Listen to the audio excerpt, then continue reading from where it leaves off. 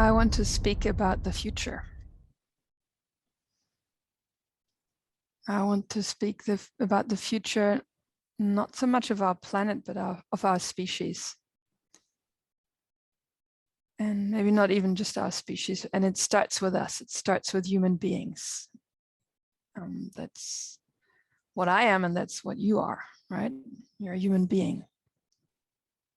And I want to speak about that.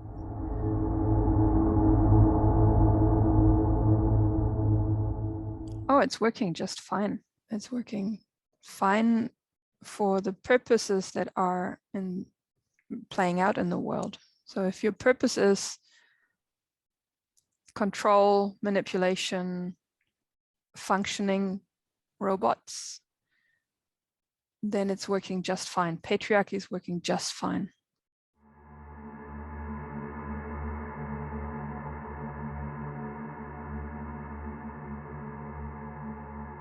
That's not what I'm here for. It's not what I think you're here for. And I think that a lot of people know that it's actually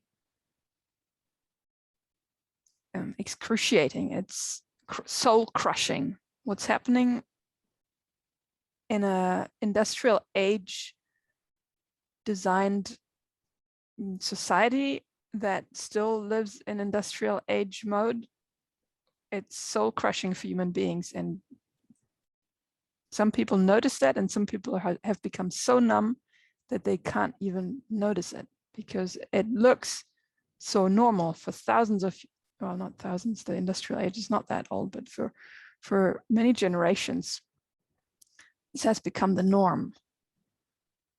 And even normal, the norm is a term that's coined from industrial age because something is standard produced. There's a standard measure.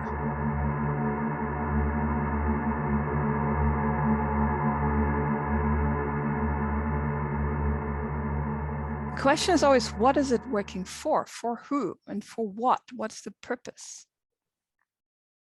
And to enable that which is so precious, like every human being has gifts and has treasures and has dreams and has capacities that are unique to that human being.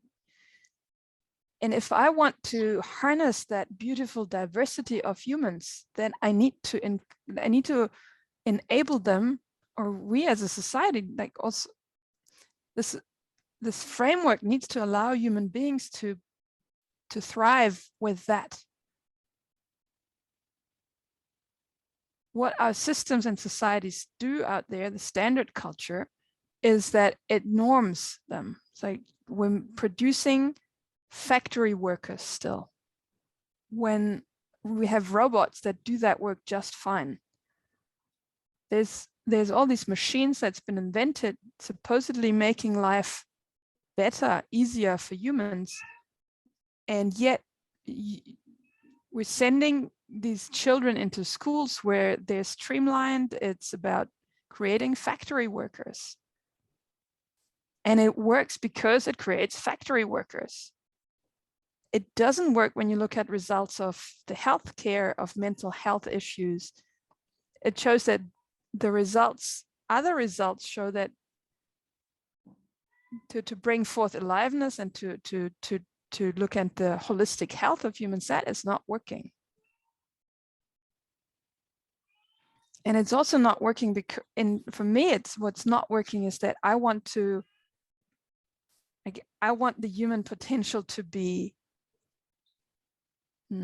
harnessed, to be available for a regenerative world, for going into the future. And here we are talking about the future.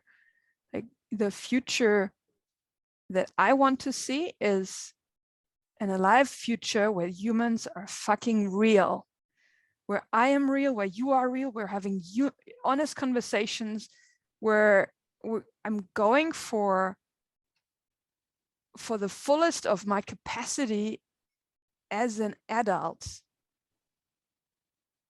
And it requires something, it requires radical shifts in our consciousness, it requires radical shifts in our vulnerability, in our willingness to be vulnerable. In your willingness to be vulnerable, in my willingness to be vulnerable. And it requires this owning it, because there's no we. We can create something together, but it requires me to be switched on. It requires me to be home in myself, in my resources.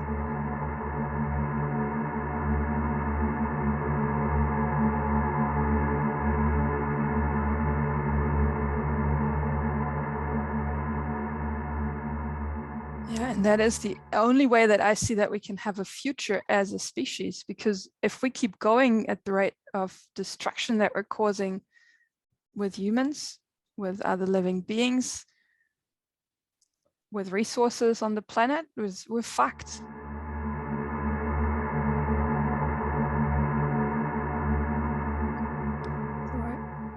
This, I like, how do you grow them? That's the thing.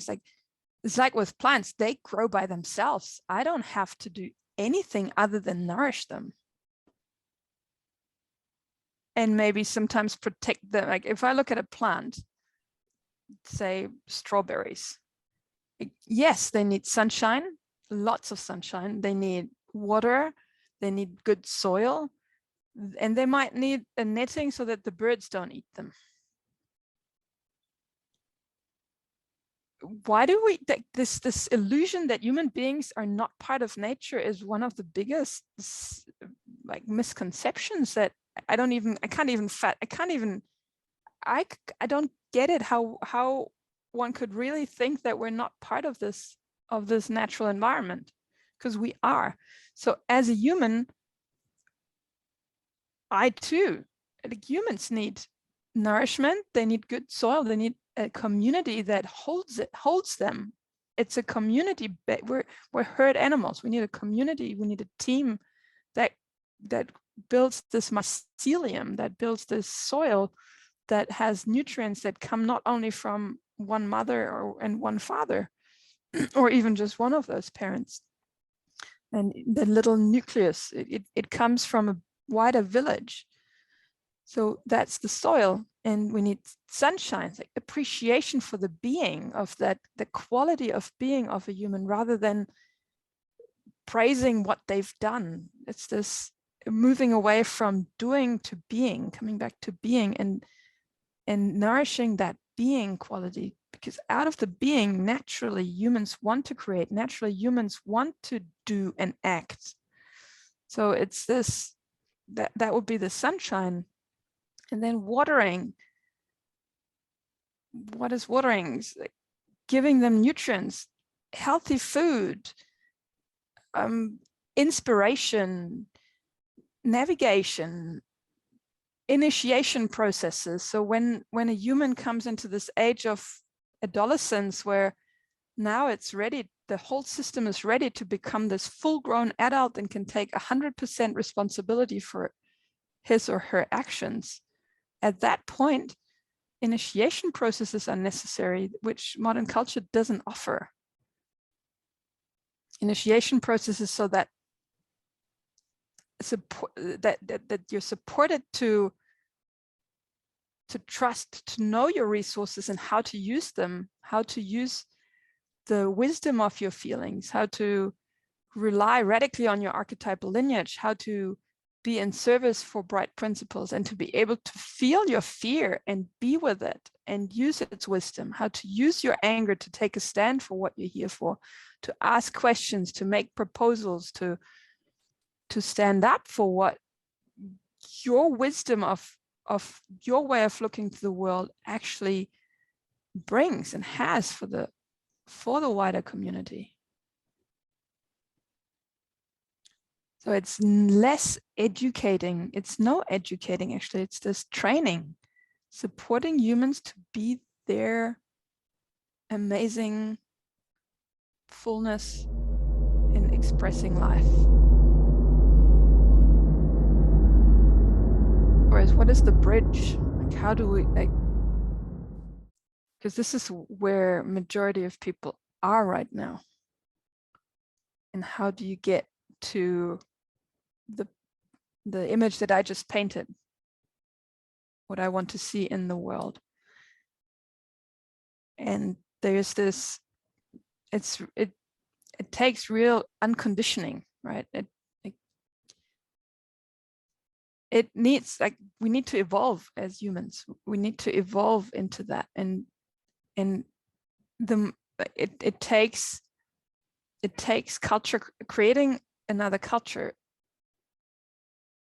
And a culture changes by each person taking more responsibility. The culture changes. So each individual matters. Each single person matters. So you matter. Every little step that you take more responsibility for your life matters.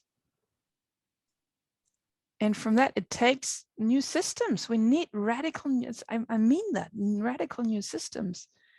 And for humans to be able to design those, they need to first go through their initiation themselves. These initiation processes need to happen.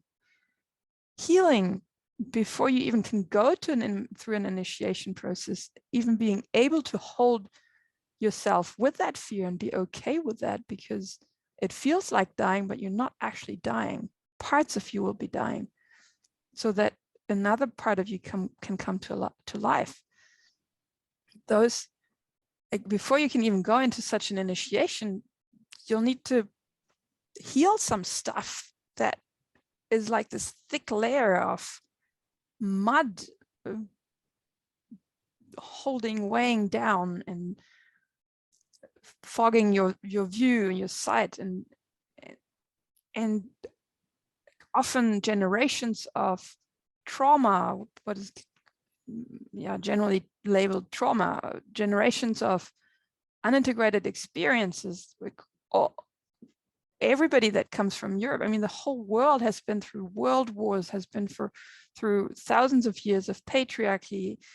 All of Europe has gone through witch hunts and the